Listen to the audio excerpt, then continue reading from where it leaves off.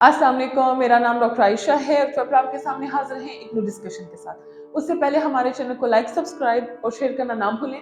Appointment के लिए number screen पे चल रहा है। चलिए अपने टॉपिक की तरफ चलते हैं। आज का जो हमारा टॉपिक है वो है हैवी मेंस्ट्रुअल फ्लो क्या है, उसकी क्या कॉजेज है, किस तरह के लोगों में पाया जाता है, उसको ट्रीट किस तरह करते हैं, जिसको हम मेनोरेजिया भी कहते हैं। तो सबसे पहले हैवी मेंस्ट्रुअल फ्लो किसे कहते हैं हम?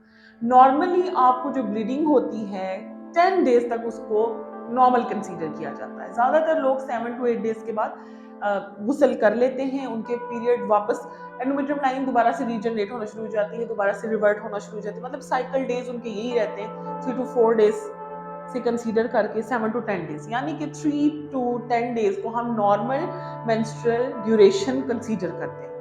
एक अगर ये टाइम पीरियड 10 दिन से ज्यादा हो जाए, अगर आपको हैवी ब्लीडिंग नहीं है लेकिन स्टिल स्पॉटिंग है for 15 days, 16 days, 18 days, 21 days तक भी चली जाती है, तो इसको भी हम मेनोरेजिया कंसीडर करते हैं, यानी कि हैवी मेंस्ट्रुअल पीरियड की एक फॉर्म में इसको भी ले आते हैं। सेकंड, यानी कि फ्लो बहुत ज्यादा है। नॉर्मली हम पैड चेंज करने का आप लोगों को कहते हैं कि 4 to 5 आवर्स से ज्यादा आपने एक पैड को नहीं कंसीडर करना, आपने उसको 4 to 5 आवर्स के बाद चेंज करना है, क्योंकि इसमें केमिकल्स होते हैं तो रिएक्ट कर सकते हैं, आपको इन्फेक्शन हो सकते हैं, बहुत सी प्रॉब्लम से आप गुजर सकते हैं। तो वही पैड अगर आपको हर घंटे बाद, 2 घंटे बाद चेंज करना पड़ रहा है, आपके कपड़े खराब हो रहे हैं, यहाँ तक कि आपकी बेडशीट खराब हो रही है, तो this is called actual heavy menstrual period, heavy menstrual flow, यानी कि मेनोरेजिया।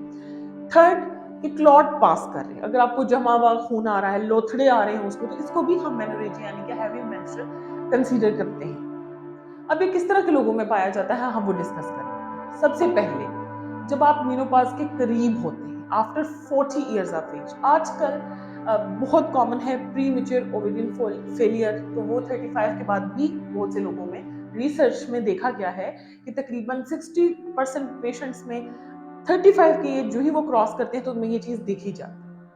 इसी तरीके से मेनार्की, यानी कि आपका जब पीरियड स्टार्ट होता है, आप बालिग होते हैं, तो शुरू के 1-1.5 साल आपका साइकिल, बच्चियों का साइकिल इरेगुलर रहता है, एक महीने में 2-2, 3-3 दफा आ जाना, या 15-15, 16-16 दिन उनका पीरियड चलता रहता है। तो ये नॉर्मल होता है, क्योंकि आपके हार्मोन इम्बैलेंस हो रहे होते हैं, एक जगह पे बैलेंस होने की कोशिश कर रहे होते हैं, तो इस वजह से वो 1-1.5 साल के बाद खुद ही ठीक हो जाते हैं। तो हम उसमें कोई एज सच बच्चियों को मेडिकेशंस नहीं देते, जस्ट फॉर आयरन और इस तरह की टैबलेट्स, और डाइट का कहते हैं कि आप ये ले लें बच्चियों में, तो उनको कोई सूट नहीं करती मेडिकेशंस, तो इतनी कम एज में इतनी मेडिकेशंस भी अच्छी नहीं होती।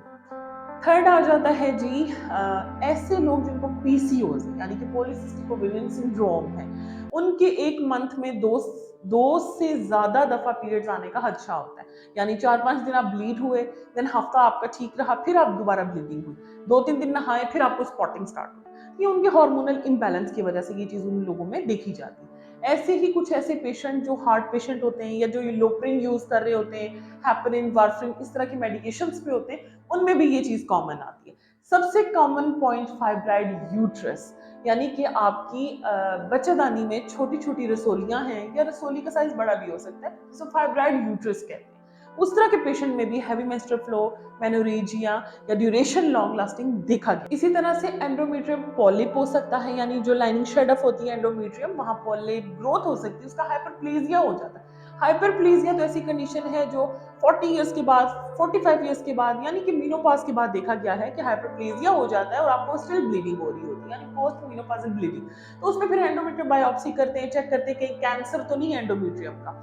इसी तरीके से लैक्टेटिंग मदर्स, यानी कि जो माएं अपने बच्चों को दूध पिलाती हैं डिलीवरी के बाद, वो 6 to 1 ईयर का जो टाइम होता है उसमें उनके हार्मोन इम्बैलेंस हुए होते हैं, तो उनको भी ये चीज हो सकती है, स्पॉटिंग रहना लॉन्ग ड्यूरेशन का, या हैवी मेंस्ट्रुअल फ्लो, उनमें भी देखा गया है। इसी तरीके से ऐसी माएँ जो मल्टी ग्रेविडा हो, यानी कि जिनके 6-7 बच्चे होते हैं, ओवर एक्सटेंडेड यूट्रस होती है, जिसकी वजह से, उनकी ओवर एक्सटेंशन की वजह से उनकी एंडोमेट्रियम भी थिक होती है, जिसकी वजह से उनका हैवी मेंस्ट्रुअल फ्लो होता है।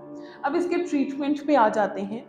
सॉरी, एक मैं लास्ट ऑप्शन भूल गई जो बड़ा इंपॉर्टेंट है, एडिनोमायोसिस, यानी कि जो एंडोमेट्रियम लाइनिंग होती है वो मसल में जाके ब्लीड करती है, इस वजह से भी आपको पेनफुल कंडीशन भी होती है, और आपका जो मेंसेस का फ्लो होता है ना, वो भी नॉर्मल से ज्यादा होता है। अब इसका जो ट्रीटमेंट है हम मेडिकेशंस के थ्रू भी देते हैं, पेन किलर्स दे सकते हैं, एनाल्जेसिक्स होती हैं, वार्म वाटर बॉटल्स का यूज किया जाता है, हम गर्म चीजें खाने का कहते हैं, और बाज़ औक़ात इतने सेवेरिटी पे आ जाता है कि आपको इंजेक्टेबल्स भी लग जाते हैं। ठीक है, और कुछ कंडीशंस जो मैंने आपको बताई इनमें से ऐसी हैं जिनके लिए सर्जरी रिकमेंडेड है अगर वो मेडिकेशंस और आईवी ट्रीटमेंट से ठीक नहीं होता। होप सो आपको वीडियो पसंद आई होगी। अगर आपको वीडियो पसंद आई है तो इसे लाइक करिएगा, हमारे चैनल को सब्सक्राइब करिएगा और वीडियो को जरूर शेयर करिएगा। अपना ख्याल रखें, फिर हाजिर होंगे एक न्यू डिस्कशन के साथ। अल्लाह हाफिज।